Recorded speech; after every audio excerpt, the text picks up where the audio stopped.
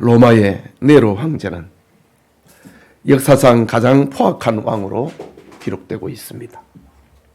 그는 기독교 역사를 피로 물들이고 그의 폭정은 유래를 찾아보기에 힘들 정도였습니다. 그의 포악성은 신하의 아내를 겁탈하고 자기 부인에게 누명을 씌워 증기찜으로 죽이고 어머니를 죽일 뿐만 아니라 자기 아들까지 바닷물 속에 던져 죽였습니다. 또한 자신의 마음에 조금 어긋나는 신하를 죽이고 로마시에 불 지르고 백성들이 불길에 휩싸여 죽는 것을 보며 실을 읊고 술을 마셨다고 합니다. 로마의 대화재로 시민들의 분노가 충천하자 기독교인들에게 방화범의 누명을 씌워 대학살을 자행했습니다. 네로의 폭정을 견디지 못한 사람들이 암살을 계획을 하다가 발각이 되어서 200명의 사람들이 즉석에서 처형됩니다. 이 일로 인하여서 도처에 밀란이 일어나고 저 스페인의 군대가 쳐들어오자 로마 군들은 적들을 막기보다 스페인 군대와 합세하여 도망하던 네로를 추격합니다. 위기에 몰린 네로는 발가벗겨져 매맞고 교수형에 처하게 되느니 스스로 목숨을 끊으려 합니다. 하지만 목에 꽂힌 칼이 급소를 찌르지 못하자 신하에 의해서 죽게 됩니다. 그때가 네로의 나이 31살이었습니다. 이런 피해 역사는 2000년 동안 반복되고 있습니다. 그러나 공의로우신 하나님께서는 이 약한 인류를 심판할 계획을 세우셨습니다. 요한계시록에 계속되는 본문을 봅니다. 어린 양 예수님께서 6째 인을 떼셨습니다. 그때는 5째 인을 떼실 때 천상교회의 모습, 순교자의 탄원과는 달리 현실 세계에 나타나는 심판이었습니다. 그것은 지구촌에 일어나는 미혹이나 부분적인 전쟁이나 부분적인 기근이나 죽음 정도가 아니라 우주가 무너지는 대재앙이었습니다. 이것은 예수님의 감람산 설교, 그날 환난 후에 즉시 해가 어두워지며 달이 빛을 내지 아니하며 별들이 하늘에서 떨어지며 하늘의 권능이 흔들리리라 라는 말씀과 맥을 같이 하고 있는 재앙입니다. 오늘은 7인재앙, 자연계와 인간계에 일어날 재앙이라는 제목으로 요한계시록 20번째 시간 강해하고자 합니다. 하나님의 은혜가 우리 가운데 함께하기를 소원합니다. 먼저 자연계에 일어난 재앙입니다. 자연계의 재앙은 큰 지진으로 일어난다고 합니다. 12절에 보니까 내가 보니 6째 인을 떼실 때 큰 지진이 나며 라고 합니다. 여러분, 지진은 하나님의 징계나 심판을 경고하는 사인으로 예로부터 언급되었습니다. 땅에서 수확을 얻고 땅을 기반으로 사는 사람들에게 땅이 갈라지고 흔들리고 사람을 삼킨다는 사실은 충격이 아닐 수 없습니다. 지진은 사람들에게 땅은 의지할 것이 못 된다는 사실을 알려주고 하늘에 대한 소망을 가르치는 효과적인 하나님의 경고 수단이 바로 지진입니다. 역사적으로 수많은 지진이 일어났습니다. 하지만 날이 갈수록 지진의 빈도는 그리고 강도는 심해지고 있습니다. 기록에 의하면 14세기에는 137건이 기록되고 15세기에는 174건이, 16세기에는 253건이, 17세기에는 378건이, 18세기에는 640건이, 19세기에는 2119건이 발생하였고 20세기에 들어와서 이제 25년밖에 되지 않았는데 이후에는 벌써 2250건이 발생하고 있습니다. 역사상 대지진의 참상은 주 526년에 시리아 안디옥에서 25만 명이 죽었다는 기록이 있습니다.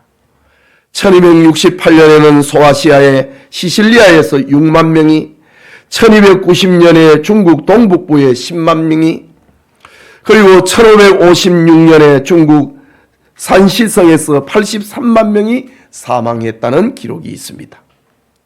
그리고 20세기에 일어나는 지진 중에 가장 피해가 컸던 것은 1976년 중국 탕산 지진인데, 무려 23초 동안 계속된 대지진은 히로시마를 날려버렸던 원자 폭탄의 400배의 위력을 갖고 있었다고 합니다. 그리고 2008년에 중국 스탄성 대지진으로 10만 명이 사망하고 500만 명이 집을 잃어버렸습니다. 2011년에 일어났던 동일본 대지진은 일본뿐만 아니라 아시아 전체가 지금도 고통하고 있습니다.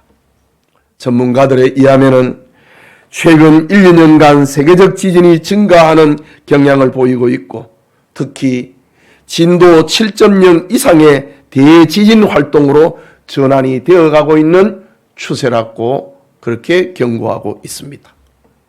오늘 성경에는 종말 시대에 대지진이 있을 것임을 알려주고 있습니다.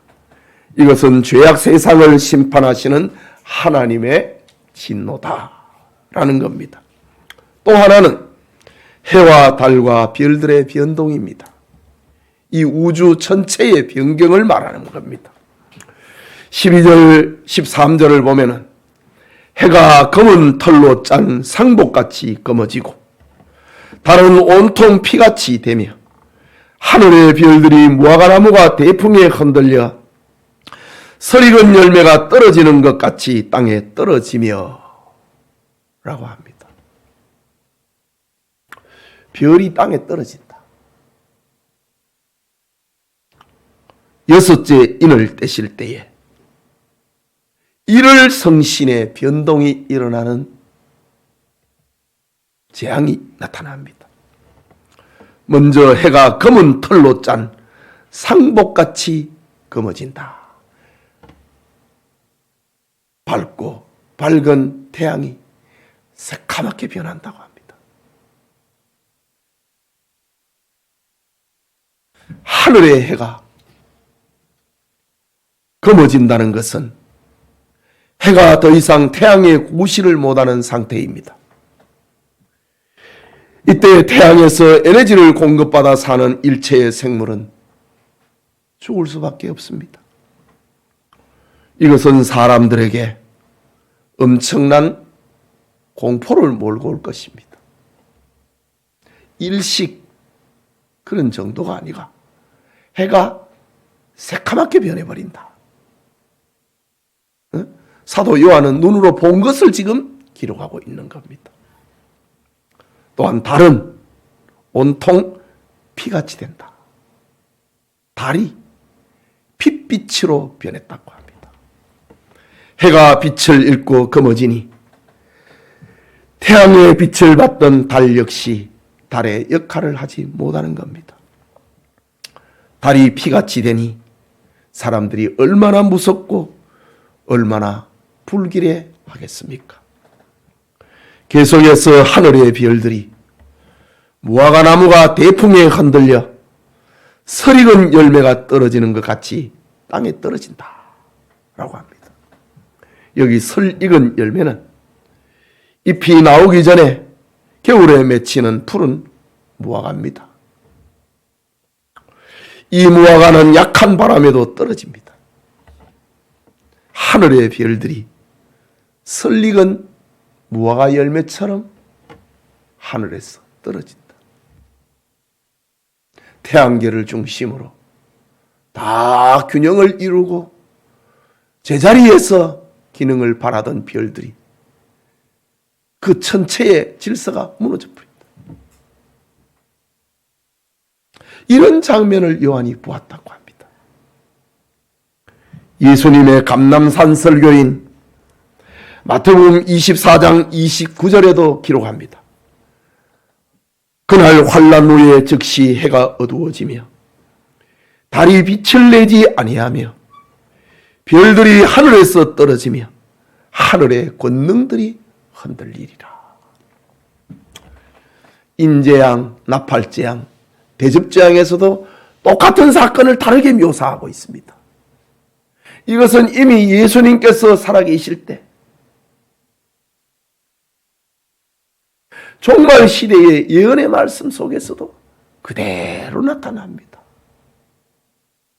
이렇게 성경은 반복적으로 태양이 검어지고 달이 핏빛이 되고 하늘의 별들이 떨어지고 권능들이 질서가 흔들려 버렸다 라고 합니다. 오늘날 지구 위를 도는 위성이 어디에 떨어질까 전전긍긍하는데 하늘의 별들이 땅에 떨어진다면 그 결과는 어떠하겠습니까? 산 하나가 없어질 정도가 아닙니다. 그냥 나라가 대륙이 없어진다. 그 말입니다. 이 얼마나 큰 충격입니까? 계속해서 하늘과 땅과 바다에 큰 변동이 일어난다고 합니다. 14절에 하늘은 두루마리가 말리는 것 같이 떠나가고 각 산과 섬이 제자리에서 옮겨지매 우리가 쳐다보는 저 푸른 하늘들이 떠나가 버린다고 합니다.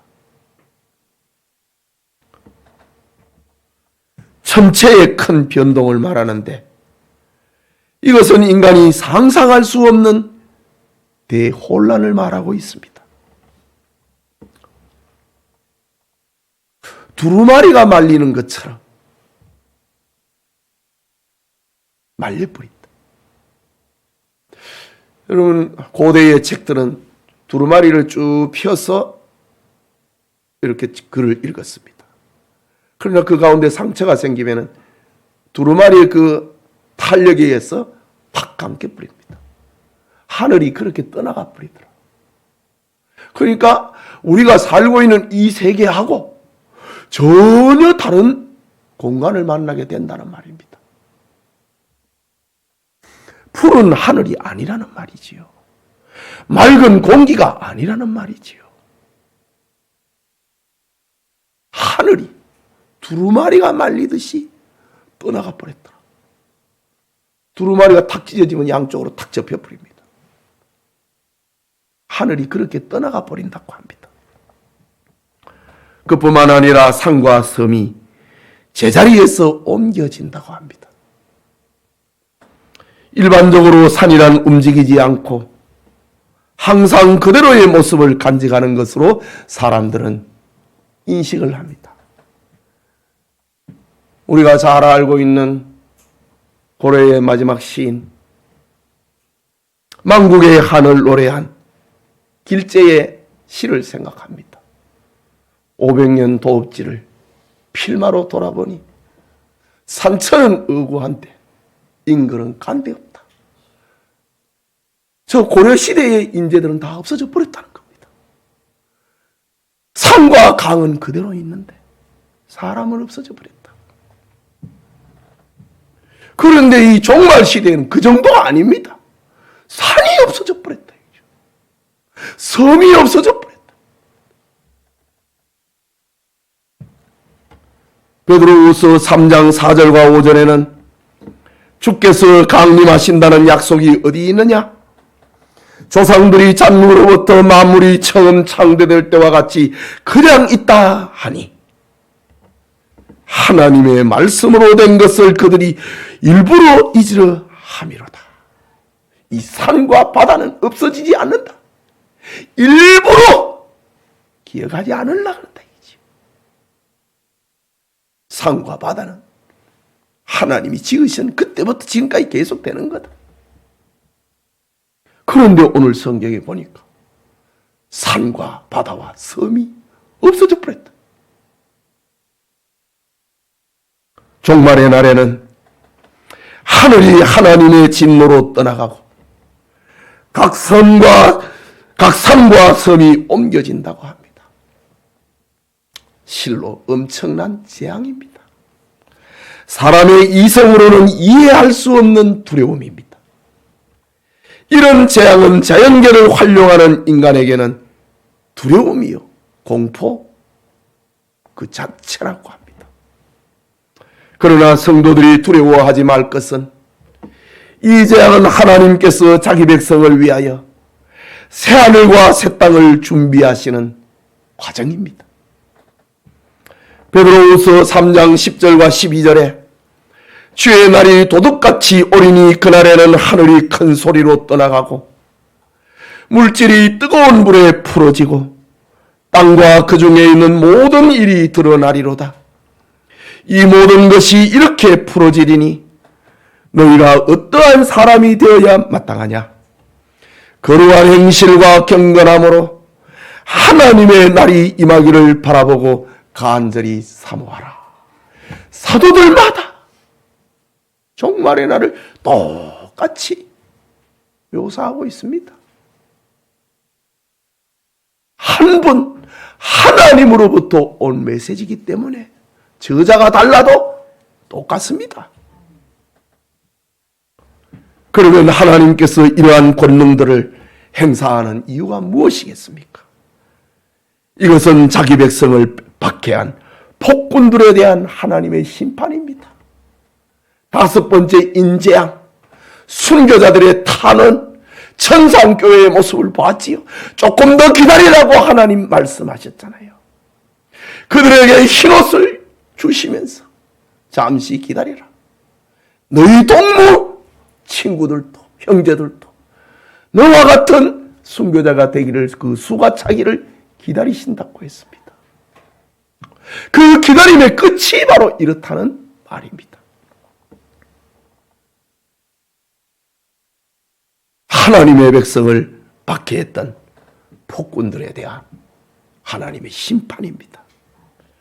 하나님이 주시는 믿음과 소망을 우리는 가지고 이 여섯째 재앙의 해를 받지 않는 성도들이 되어야 할 것입니다.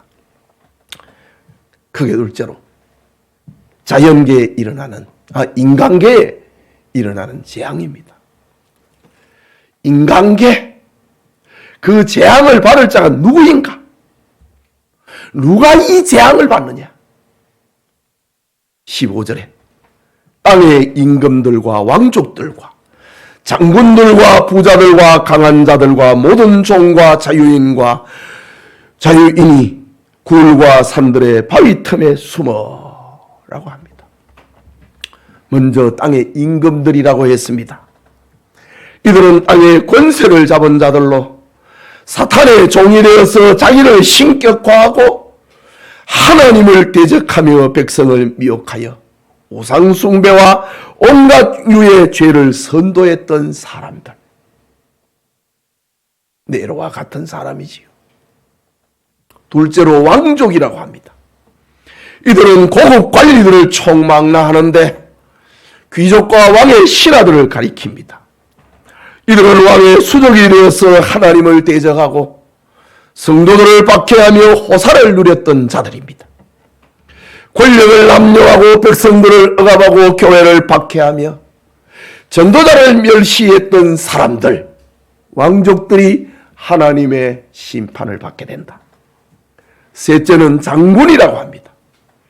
이들은 왕의 또 다른 수족으로서 금을 들고 권력의 시녀가 되어 예수님을 잡아 십자가에 처형을 했던 행동대원과 같은 이들이요, 사도들과 제자들과 수많은 신자를 체포 구금하고 그들에게 형벌을 가했던 자들입니다. 말하자면 역사의 폭군이요 난동자요 무법자들에게 하나님의 마지막 심판이 임한다. 넷째는 부자들이라고 합니다. 이들은 재물을 가지고 재물을 최고의 가치와 재물을 신으로 숭배했던 배금주의자들을 말합니다. 하나님이 주신 물질의 축복으로 이웃을 돌보지 아니하고 하나님을 멸시하며 자기를 위하여 날마다 고운 베옷을 입고 호화로운 음식을 즐기는 육체주의, 쾌락주의자들을 말하는 것이 부자들이다. 다섯째는 강한 자라고 합니다. 이들은 골리앗처럼 육체의 힘을 자랑하는데 재능이 탁월하여서 사람들의 관심과 인기를 끌고 요즘 표현을 하면은 톱스타가 되었으나 영광을 하나님께 돌리지 않는 인본주의자들을 말합니다. 여섯째는 모든 종들이라고 합니다. 이들은 노예와 농노들로서 권력과 부자들의 하수인이었던 자들입니다. 그들은 주인을 위하여 맹목적인 삶을 살고 잘못된 충성을 바쳤던 자들입니다.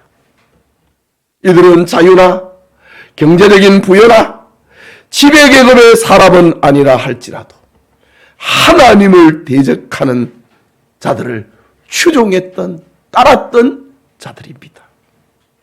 일곱째는 자유인이라고 합니다. 이들은 개인주의자를 말합니다. 이기주의자를 가리킵니다. 이들은 어떤 사람을 의지하거나 신뢰하기보다는 자기를 믿고 스스로 왕처럼 사는 사람을 가리킵니다. 다 종합하면 그리스도 밖에 있는 사람들입니다. 이처럼 인간계에 일어날 재앙은 한결같이 하나님의 자리에 앉아서 정치적, 사회적, 물질적, 세속적인 힘을 행사했던 자들입니다. 그리고 이들 밑에 기생하던 모든 사람들을 대상으로 한다. 이들을 가리켜서 요한계시록 21장 8절에서는 두려워하는 자들과 믿지 아니하는 자들과 흉악한 자들과 살인자들과 음행하는 자들과 점술가들과 우상 숭배자들과 거짓말하는 모든 자들이다. 그리스도 밖의 사람을 총칭하는 것이 일곱 부류의 사람들이라고 합니다. 누구의 진노인가? 재앙을 내리는 진노는 무엇인가? 16절에 보면은 보좌에 앉으신 이의 얼굴에서와 그 어린 양의 진노, 또 17절에는 그들의 진노의 큰 날, 그리고 복수형으로 쓰지요. 보좌에 앉으신 이의 얼굴, 그리고 그 어린 양의 진노라고 합니다. 먼저 보좌에 앉으신 이의 얼굴의 진노입니다. 이는 창조주 하나님의 얼굴을 말하지요. 모든 존재의 근원이신 하나님의 진노를 말합니다. 모든 권세와 영광과 주권과 찬송의 주인이신 하나님의 얼굴의 진노를 말합니다. 다시 말하자면 인간계의 재앙은 하나님의 것을 도적질하고 하나님을 거역하고 하나님을 모욕하였던 자들에게 임할 재앙입니다. 참주인이시요 창조주요 모든 존재와 영광의 주인이신 하나님이 진노하셨다. 그 재앙이 얼마나 크겠는가. 둘째는 어린 양의 진노라고 합니다. 그러니까 최후의 심판은, 이 우주적 종말은 하나님의 진노요 어린 양 예수님의 진노라고 합니다. 어린 양은 보통 희생과 온유와 겸손과 친절과 사랑을 상징을 합니다. 그래서 어린 양의 진노라는 말은 앞뒤가 맞지 않은 것처럼 느껴집니다. 어린 양 예수님을 이사야 53장 7절에서 그가 곤욕을 당하여 괴로울 때에도 그 입을 열지 아니하였으며 마치 도수장으로 끌려가는 어린 양과 털 깎는 자 앞에서 잠잠한 양같이 그의 입을 열지 아니하였도다. 초림하실 예수님입니다. 그러나 재림하실 예수님은 진노하시는 예수님이라고 합니다. 요한복음 1장 29절에 초림하신 예수님은 보라 세상 죄를 지고 가는 하나님의 어린 양이라고 했습니다. 마태복음 11장 29절에는 나는 마음이 온유하고 겸손하니 나의 멍에를 메고 내게 배우라고 말씀하셨습니다. 마태복음 12장 20절에는 상한 갈대를 꺾지 아니하며 꺼져가는 심지를 끄지 아니하시는 예수님으로 그렇게 묘사했습니다. 그 예수님이, 초림하신 예수님이 그렇게 겸손하시고 온유하시고 오래 참으셨던 예수님이 재림하시는 날에는 진노로 나타난다고 합니다. 만약에 살아온 맹수가 진노한다면 낯설지 않을 것입니다. 그런데 겸손과 온유와 사랑으로 가득 차 있는 어린 양 예수님께서 진노하시니 그 진노는 결정적인 진노입니다. 최종적인 진노요, 무서운 진노입니다. 어린 양 예수님이 진노하시니 땅도 바위도 하늘도 그 자리에 있지를 못합니다. 이것은 누구도 막거나 피하거나 연기할 수 없는 재앙입니다. 그래서 17절은 가리켜서 진노의 큰 날이다. 마지막 날이다. 세상 끝날을 말하고 있습니다. 이 세상 끝날에는 하나님의 얼굴의 진노, 그리고 어린 양 예수님의 진노로 끝을 내신다. 그 진노의 결과는 어떻게 되는가? 15절과 17절에 보면은 15절 후반부에 굴과 산들의 바위 틈에 숨어 산들과 바위에게 말하되 우리 위에 떨어져 보좌에 앉으신 이의 얼굴에서와 그 어린 양의 진노에서 우리를 가리라. 그들의 진노의 큰 날이 이르렀으니 누가 능히 서리요? 라고 합니다. 먼저 악인들은 굴과 산들의 바위 틈에 숨는다고 합니다. 인생의 도피를 말합니다. 이것은 에덴 동산에서 아담이 범죄하고 난 다음에 하나님의 얼굴을 피하여서 동산나무 사이로 도망갔던 것을 생각나게 합니다. 죄의 결과는 이렇게 하나님이 두려워 숨게 됩니다. 도적질한 결과는 숨는 것입니다. 그럼에도 그들은 끝까지 회개하거나 하나님께 피하려고 하지는 않습니다. 끝까지 세상 것을 붙잡습니다. 하나님의 얼굴과 어린 양의 진노를 피하려고 굴과 산들의 바위 틈으로 숨는다고 합니다. 하나님의 얼굴과 어린 양의 진노는 그의 은혜를 입은 사람들에게만 피난처가 될 것이기 때문입니다. 둘째는 산들과 바위들에게 기도합니다. 16절에 산들과 바위에게 말하되 우리 위에 떨어져 보좌에 앉으신 이의 얼굴에서와 그 어린 양의 진노에서 우리를 가리라. 빕니다. 하나님의 얼굴을 보지 않게 해달라. 어린 양 예수님의 그 진노하시는 모습을 나로 보지 않게 해달라. 이게 불신자들의 최후입니다.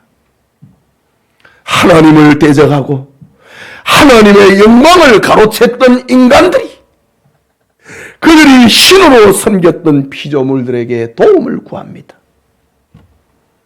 그들은 하나님과 어린 양의 얼굴을 볼 수 없기 때문입니다. 차라리 산들과 바위에 깔려 죽었으면 죽었지 하나님과 어린 양의 얼굴 앞에서는 설 수 없다는 처절함입니다. 그들은 죽음이 하나님의 얼굴과 어린 양 예수님의 진노 앞에 서는 것보다 낫다고 생각합니다. 얼마나 무서우면 죽는 게 더 낫겠다고 합니다. 이유가 무엇일까요? 죄 때문입니다. 죄는 하나님 앞에 서지 못하게 만듭니다. 아담이 죄를 못하고 숨었잖아요. 하나님의 낯이 두려워서. 하나님을 대적하고 예수님을 불신한 죄인들의 소원은 죽여달라는 겁니다. 셋째는 공포에 비명을 지르는 모습입니다. 17절에 그들의 진노의 큰 날이 이르렀으니 누가 능히 서리요? 나 하나님 앞에 못 끌려가겠다. 나 하나님의 얼굴 못 보겠다. 그런 장면입니다. 이것은 죄인들이 자기 죄를 알고 있다는 말입니다. 심판의 날에 발붙일 곳이 없다는 말입니다. 이는 막다른 골목에서 어쩔 수 없이 터져나오는 탄식이요 비명입니다. 그들이 하나님을 미워하고 예수님을 조롱하고 반대했습니다. 그의 제자들을 괴롭혔습니다. 그러니 어찌 하나님의 얼굴과 어린 양 예수님의 얼굴을 볼 수 있겠습니까? 그들은 그 진노의 날이 너무 무섭고 너무 두렵고 너무 부끄러워서 비명을 터뜨립니다. 이것은 모든 기회를 놓쳐버린 악인들의, 불신자들의 마지막 절망의 비명입니다. 갈 곳을 잃어버린 자들의 비명입니다. 도와줄 사람이 없는 자들의 최후입니다. 그래서 그들이 섬기던 신들과 바위에게 우리 위에 떨어져서 나를 좀 죽여달라고 합니다. 그러나 요한계시록 9장 6절을 보면은 나팔재앙이지요. 그날에는 사람들이 죽기를 구하여도 죽지 못하고 죽고 싶으나 죽음이 그들을 피하리로다 라고 합니다. 죽고 싶으나 죽음이 저희를 모른 채 한다고 합니다. 죽을 수 없다는 말이지요. 하나님을 대적하고 하나님의 영광을 도적질하고 어린 양 예수님을 비웃고 십자가에 못 박은 자들의 최후입니다. 교회를 박해하고 그의 제자들을 조롱하였던 자들의 최후입니다. 그러나 하나님의 자녀들에게는 하나님의 얼굴과 어린 양 예수님의 진노는 구원의 날이 되는 겁니다. 고린도전서 1장 18절에 십자가의 도가 멸망하는 자들에게는 미련한 것이요 구원을 받는 우리에게는 하나님의 능력이라 라고 했습니다. 이것이 우리의 마지막입니다. 할렐루야. 하나님께 영광을 돌리고 하나님을 찬양하는 우리 교우들이 되시기를 축복합니다. 사랑하는 성도 여러분, 오늘을 살아가는 지구촌의 사람들은 저항할 수 없는 자연계의 재앙에 시달리고 있습니다. 불안과 공포 속에 살고 있습니다. 우리나라에는 금년에 큰 태풍도 지진도 없었습니다. 저 남아시아의 모습 지금 한번 보십시오. 산이 없어져 버렸습니다. 여러분 기사를 보셨나요? 유튜브를 보셨나요? 나는 내 아내와 둘이 같이 살아있는데 아내가 없어져 버렸다. 나는 아내 없이 못 산다. 그 울고 있는 한 아저씨의 모습을 보셨나요? 인도네시아에서 일어난 일입니다. 2,000명이 죽어버렸습니다. 300년 만에 내리는 폭우라고 합니다.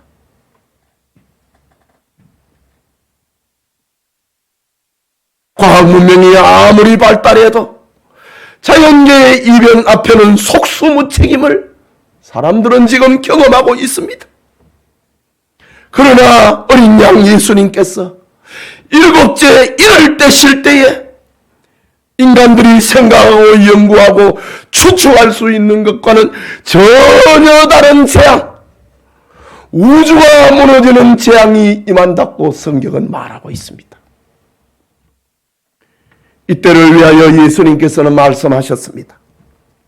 마태복음 16장 2절과 3절에 너희가 저녁에 하늘이 붉으면 날이 좋겠다 하고 아침에 하늘이 붉고 흐르면 오늘은 날이 굳겠다 하나니 너희가 날씨는 분별할 줄 알면서 시대의 표적은 분별할 줄 모르냐 라고 말씀하셨습니다. 우리는 이 시대의 표적을 분별하면서 살아야 된다는 말입니다. 노아가 홍수 심판의 벽보를 보고 사람들이 조롱하고 무시해도 120년 동안 방주를 제작을 했듯이 아브라함이 소돔과 고모라에 내리는 불심판의 벽보를 보고 반드시 롯은 구출을 내냈듯이 요셉이 애굽의 7년 흉년과 풍년의 벽보를 보고 세계와 그의 가족을 구원했듯이 다니엘이 바벨론의 종말과 메데파사를 통한 선민 해방의 벽보를 읽어내었듯이 바울은 이방인의 사도가 되라는 선교의 벽보를 읽어냈듯이 우리는 이 모든 날 마지막에 아들로 말씀하신 저 십자가의 벽보를 읽을 줄 알아야 합니다. 십자가를 내석으려고 믿고 증언하고 증거하는 그리스도인이 되어야 한다는 말입니다. 이 세상 끝날은 누구에 의해서 지연되거나 취소되거나 포기될 수 없는 하나님의 계획이라고 합니다. 이 심판의 역사를 어린 양 예수님이 하나씩 하나씩 펼쳐가신다고 합니다. 하늘과 땅의 모든 권세를 주님께서 내게 주셨다고 합니다. 아버지께서 내게 주셨다고 합니다. 그러면서 예수님은 제자들에게 역사의 벽보를 알려줬습니다. 만민에게 가라. 복음을 전하라. 아버지와 아들과 성령의 이름으로 세례를 베푸라. 내가 세상 끝날까지 너희와 항상 함께 할 것이다. 종말 시대를 살아가는 역사의 벽보를 우리 예수님께서 확실하게 알려주셨습니다. 그렇다면 성도들은 이 세상의 역사가 끝없이 이어질 것으로 생각해서는 안 됩니다. 언제 우주적 종말이 있을지, 언제 개인적인 종말, 무슨 사고가 있을지 아는 사람이 없습니다. 현실에 집착하거나 현실을 피해서도 안 됩니다. 세상 끝날의 징조들 앞에서 우리는 하는 예수님의 말씀이 성취되고 있음을 깨닫고 주님의 재림을 예비하는 삶을 살아야 됩니다. 이것이 요한계시록의 중심 주제입니다. 그것은 창조주 하나님, 구원을 설계하신 은혜와 사랑의 하나님께 감사하는 것입니다. 예수님은 하나님의 아들이요 우리의 구주 되심을 믿는 것이 종말을 예비하는 지혜입니다. 소망이 없는 다른 이들과 같이 슬퍼하지 않는 것입니다. 주님의 말씀대로 사는 것입니다. 결산의 날이 있다는 것을 잊지 아니하는 것입니다. 그날을 위하여 보물을 하늘에 쌓아두며 죽도록 충성하는 것이 종말 시대를 살아가는 성도의 지혜입니다. 이 축복이 영천의 모든 성도님들에게 오늘도 내일도 언제나 함께 하시기를 주님의 이름으로 축복합니다. 기도합시다. 말씀을 생각하고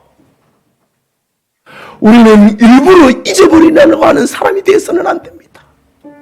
성경은 반드시 이 우주적인 종말이 있다고 말하고 있는데 이것을 잊어버리려고 하는 사람, 생각하지 않으려고 하는 사람이 되어서는 안 됩니다. 이것이 두려워서 세상을 포기하는 사람도 되어서도 안 되고 종말 시대를 살아가는 지혜가 있어야 됩니다. 아버지께서 하늘과 땅의 모든 권세를 내게 주셨으니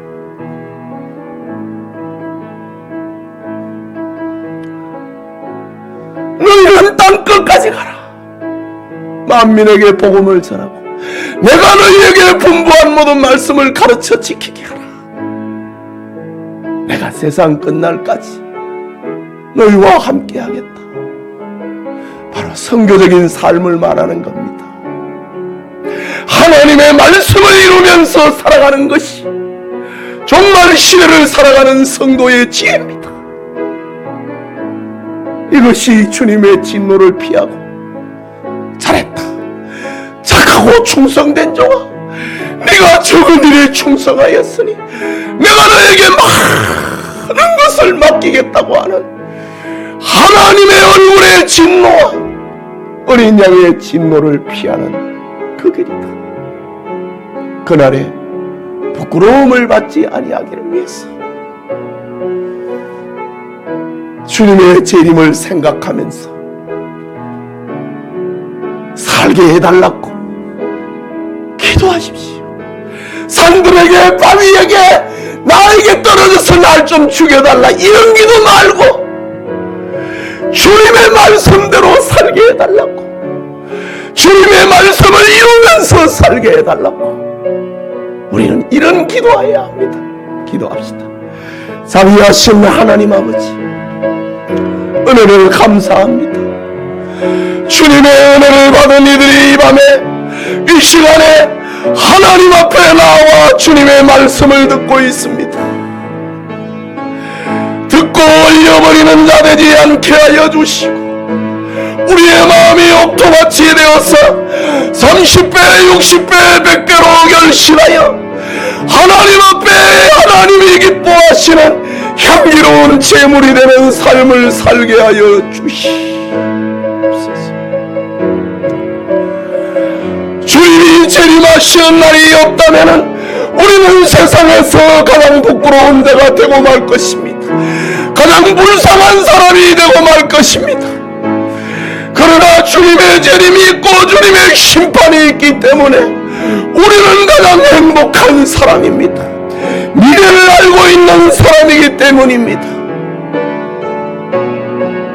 정말 시대를 살아가는 지혜를 가지는 어린 양 예수님이 저 하나님의 오른손에 걸려있는 두루마리를 붙들어서 받아서 그 7일을 하나씩 떼고 계시는 이 계시의 음성 앞에 마음을 열고 들을 수 있는 귀가, 깨달을 수 있는 가슴이 되게 하여 주시옵소서. 하나님, 주님의 말씀을 받았습니다.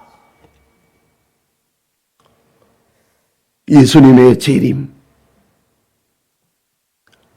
하나님의 얼굴의 진노와 어린 양 예수님의 진노가 있다는, 그날이 있다는 것을 생각하면서 신자로 살게 하옵소서. 주님의 말씀을 이루어가는 지혜로운 성도들 되게 하여 주옵소서. 우리 성도들에게 이 은혜를 입혀 주시옵소서. 예수님 이름으로 기도합니다. 아멘.